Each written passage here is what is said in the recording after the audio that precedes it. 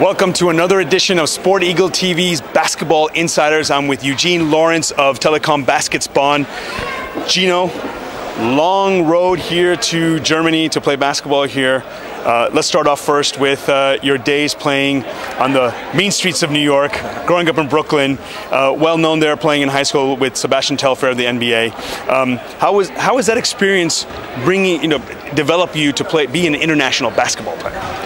Well, first, playing with Sebastian Telfair, he was such a talented basketball player, so we often traveled and played against the best players in the world, So I was high school playing against Dwight Howard, playing against guys like Darius Washington, Sean Livingston, J.R. Smith, all the guys who are basically in the NBA now.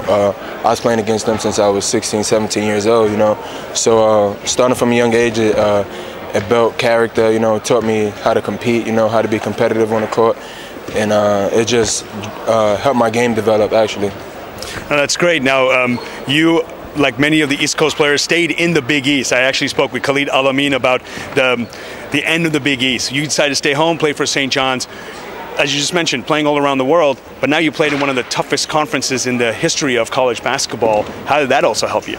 Man, that was unbelievable, The Big East, back when I was playing in there, it was just so competitive, Especially it was guard heavy, man. You had guys like Jerry McNamara, I'm a freshman playing against Jerry McNamara, Hakeem Rourke, and those guys, It was like, at the same time, just 2 years ago, you're watching them win the championship, and then now you're playing against them, So it was crazy, man. It helped my game develop also, though, being able to play 4 years in the Big East just against that high-level competition, guys like Kyle Lowry, Randy Foye, those guys in college were unbelievable, Louisville was great, playing against Duke every year, it was just so much competition there, and it helped my game develop as well, and helped me develop into a pro.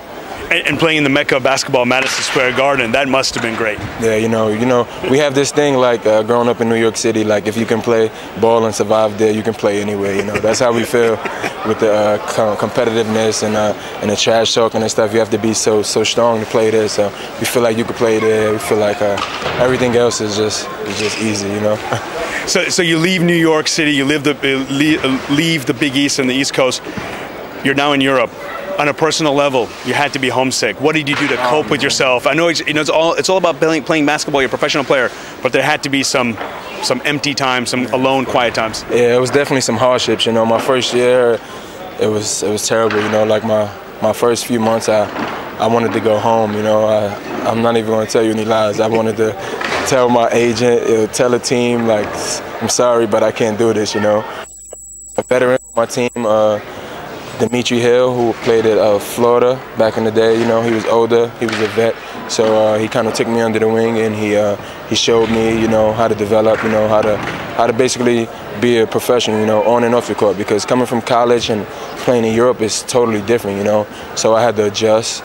And my first year I played in Slovakia, and we wound up winning the championship, and I was Player of the Year my first year, and it turned out to be one of my better seasons, But the first few months were definitely difficult.